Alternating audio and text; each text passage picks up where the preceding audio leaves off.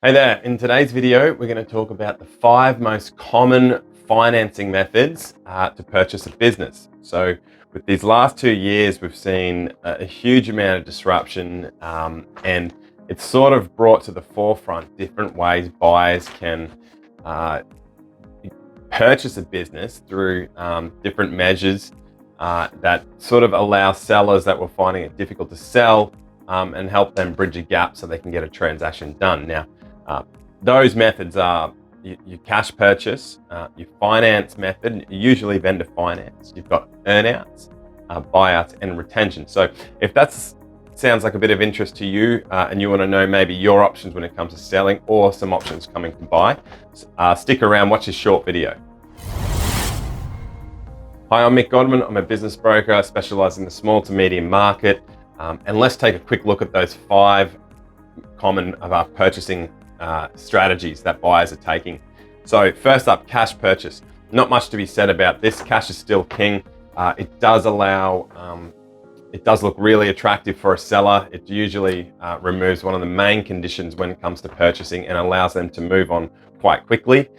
So usually buyers will use that in a strategy to maybe have that purchase price down a little bit, because on the flip side of that, sellers just can take their money and go. So that's still always and probably will be the most attractive method. Secondly, when it comes to finance, a finance acquisition, it used to be really just from the bank or the lender, but what we're seeing today is a lot more vendor financing has come into the market. Now, some strengths of that is firstly, what really happens is the seller now becomes the bank. So we get a separate agreement, loan agreement drafted by your solicitor, and there'll be things like the interest that's applied to the principal amount, the term that it needs to, how long it needs to take to pay off, and a few other factors. Usually everything that's consistent with any other loan. And what that does, it allows the buyer to move forward, purchase the business, use the money that the business is generating to pay off that purchase. And look, there might be a few reasons why they can't go to the bank, or they just don't want to go to the bank. Sometimes vendors can actually give a better rate than the banks as well. So that's becoming quite popular. Okay, thirdly, we have what's called earnouts. Now, earnouts have gained popularity in recent times, and what it really does is transfer the risk some of the risk from the buyer onto the seller. But the advantage for the seller is usually it's the main strategy where they will receive the highest selling price for their business. So you could think of it, let's say $1 million sale.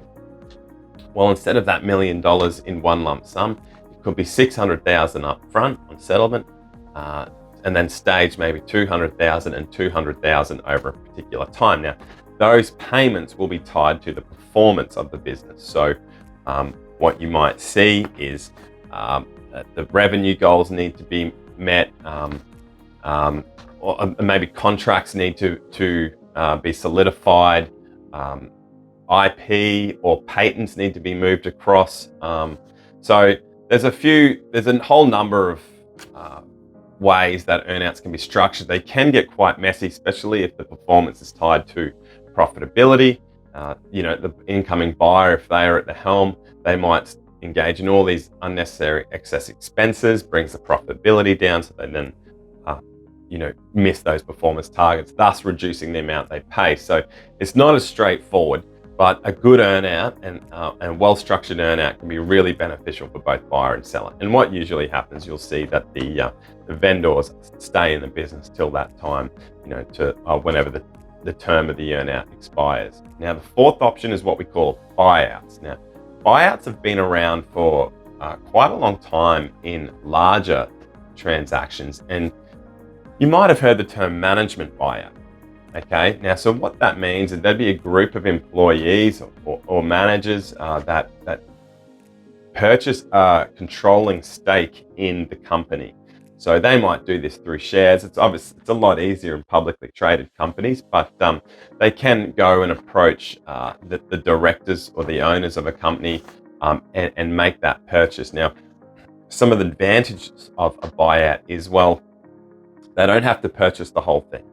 They can just purchase a controlling stake, but also usually it's off market. So it's the buyer, it's the managers or the group of investors that are approaching the business owners, the company directors, and what that does is it snuffs out any whispers or rumors that sort of proliferate into the company or in the market, and they'll buy a controlling stake and move forward that way. Okay, and lastly is what's called a retention. Now, retention is similar to an earnout, where you'll have the buyer paying the vendor out in stages, chunks. But the main difference is that the buyer will take full ownership of the business upon settlement. So there is a structure around retention, and it can be something like what the name suggests, retention of key employees staying on a particular time. Maybe the owner needs to be an employee of the business, but usually the retention clause are drafted in a manner that it makes it far more advantageous for the buyer to pay the agreed amount rather than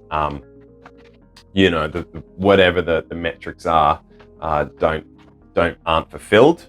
And so it's a common way to help. It's a lot far simpler, and it's a common way to help buyer and seller come to an agreement without real performance clauses that can last a couple of years to hit. So they're your 5 main, what we're seeing today on the market anyway, of financing a business. So if any of that is of interest, or you'd like to learn a little bit more about your options, if it's buying or selling, I do act as a buyer's agent in some instances. Majority I'm assisting vendors or in their acquisitions of purchasing, of selling to another company. But get in contact. You've got the details below, and happy business, happy trading, and I'll see you next time. Thank you.